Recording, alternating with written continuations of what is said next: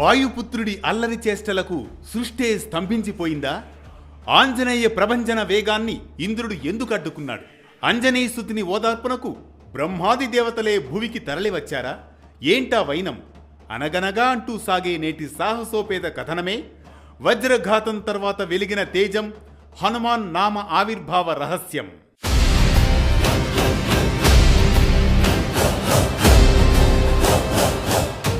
అనగనగా అది త్రేతాయుగం. ఆంజనేయుని బాల్యంలోని సమయం.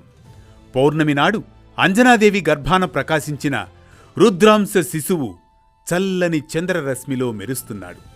అతని కన్నుల్లో అపార జ్ఞాన తేజస్సు, శరీరంలో అపారమైన బలం, హృదయంలో దివ్యమైన శక్తి, శివతేజస్సు అతని నుదుటిపై మెరుస్తోంది. బాలరుద్రుడిగా వెలుగొందుతున్నాడు ఆంజనేయుడు. పుట్టుకతోనే దివ్య తేజస్సు కలిగిన ఆ బాలుడు అంజనీపుత్రుడిగా, ఆంజనేయుడిగా వర్ధిల్లుతూ ఉంటాడు.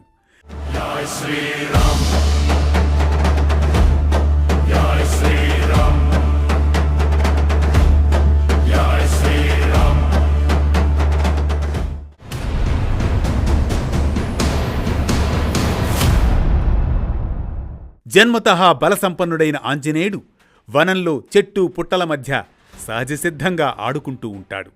ఋషుల పట్ల అల్లరి చేస్తూ ఉంటాడు.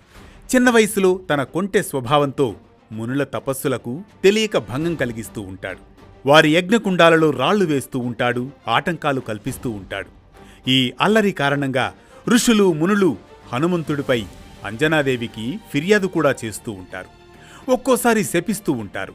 అలా జరగడం వల్లనే ఆంజనేయుని అమూల్యమైన శక్తులను తనను తానుగా తాత్కాలికంగా మరిచిపోయేలా శాపానికి కూడా గురవుతాడు ఆ దశలో ఆంజనేయుడు.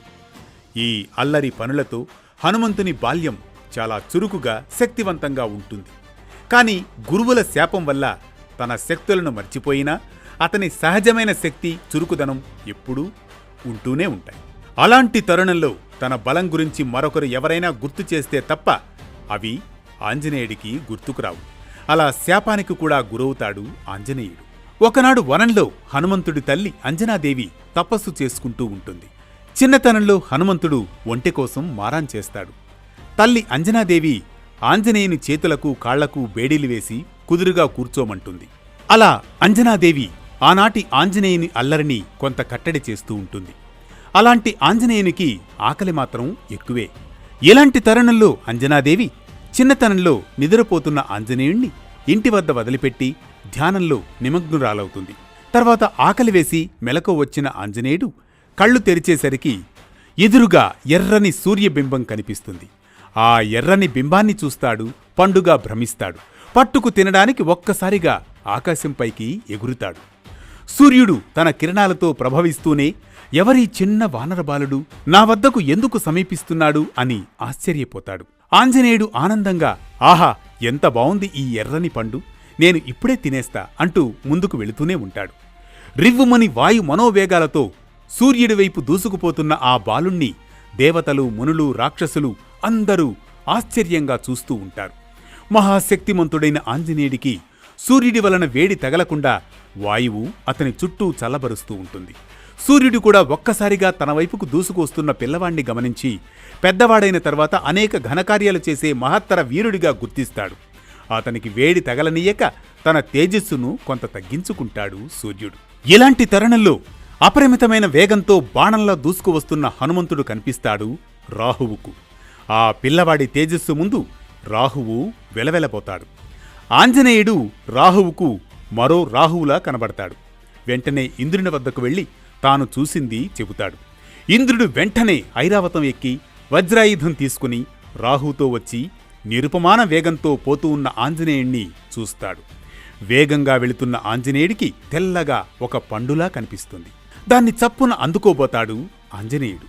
ఇంద్రుడు ఆగ్రహంతో వజ్రాయుధాన్ని ఎత్తి గట్టిగా ఆంజనేయుడి మొహంపైకి విసురుతాడు. ఆ వజ్రాయుధ ఘాతానికి ఆంజనేయుడి ఎడమ చెంపకు బాగా నొప్పి కలిగి స్పృహ తప్పి కిందకు జారి ఒక పర్వతంపై పడిపోతాడు. ఈ తరుణంలో అంజనాదేవి పరిగెత్తుకుంటూ వచ్చి తన పుత్రుణ్ణి ఆందోళనతో కన్నీరు మున్నీరవుతూ హత్తుకుంటుంది. అంజనాదేవి బాధతో విలవెల్లాడిపోతుంది. బిడ్డకు దవడ చొట్టపడిందని ఆందోళన చెందుతుంది. వాయుదేవుడికి ఇంద్రుడు చేసిన పనికి ఆగ్రహం కలుగుతుంది. లోకాలలో గాలి లేకుండా స్తంభింపజేస్తాడు. సకల ప్రాణులు ప్రాణవాయువు లేక దేహాలు స్తంభించిపోతాయి. దేవతలందరూ వెళ్లి జరుగుతున్న ఘోరం గురించి బ్రహ్మదేవుడికి వివరిస్తారు. అప్పుడు బ్రహ్మాది దేవతలు హనుమంతునికి అనేక వరాలిచ్చి వాయుదేవుని శాంతింపజేస్తారు. బ్రహ్మ ఆంజనేయదేవి వద్దకు వారిని వెంటబెట్టుకుని వెళతాడు. ఆమె బాల హనుమంతుని ఒడిలో పెట్టుకుని పెద్దగా ఏడుస్తూ ఉంటుంది. బ్రహ్మను చూసి వాయుదేవుడు పాదాలకు నమస్కరిస్తాడు. బ్రహ్మ అతణ్ణి దీవించి తన హస్తాలతో బాలహనుమను ఒక్కసారి నిమరగానే అతని శరీరంపై గాయాలు మాయమైపోతాయి. దేహం ప్రకాశవంతమవుతుంది. బ్రహ్మ స్పర్శలోని మహత్తు వల్ల ఆంజనేయుడు నిద్రలోంచి లేచినవాడివలే లేస్తాడు. వాయుదేవుడు సంతోషించి తిరిగి గాలిని లోకాలలోకి ప్రసరింపజేసి ప్రాణుల్ని రక్షిస్తాడు. లోకంలో వ్యవస్థ మళ్లీ సక్రమంగా పనిచేయడం జరుగుతుంది. అలా హనుమాన్ అనే పేరుకు వికృతమైన దవడతో ఉన్నవాడు అని అర్థం. ఇలా ఆంజనేయునికి చిన్నతనంలో తగిలిన దవడ గాయం వల్లే హనుమ అనే పేరు వచ్చిందని మన పురాణాలు చెబుతున్నాయి. అందుకే ఆంజనేయుని హనుమంతుడు, వజ్రాయుధ హనుమంతుడు, హనుమాన్ అని కూడా పిలుస్తారు. ఇది వజ్రఘాతం తర్వాత వెలిగిన తేజం, హనుమాన్ నామ ఆవిర్భావ రహస్యం. ఈ కథనం మనకిచ్చే సామాజిక సందేశం ఒక్కటే: అపార శక్తి ఉన్నవారికి కూడా వినయమే కవచమని. చిన్న వయసులో చేసిన అల్లరి వల్ల వచ్చిన శాపం, ఆ శాపం తొలగేందుకు గురువుల అవసరం, ఇవన్నీ మనిషిలో శిక్షణ, నియంత్రణ, మార్గదర్శనం ఎంత ముఖ్యమోనని. ఒకరి బాధ సమాజానికంతా ప్రభావం చూపుతుందని, అలాగే పిల్లల శక్తిని, ప్రతిభను ప్రేమతో సానుకూలంగా దారి చూపుతూ పెంపొందిస్తే వారే మహావీరులవుతారని.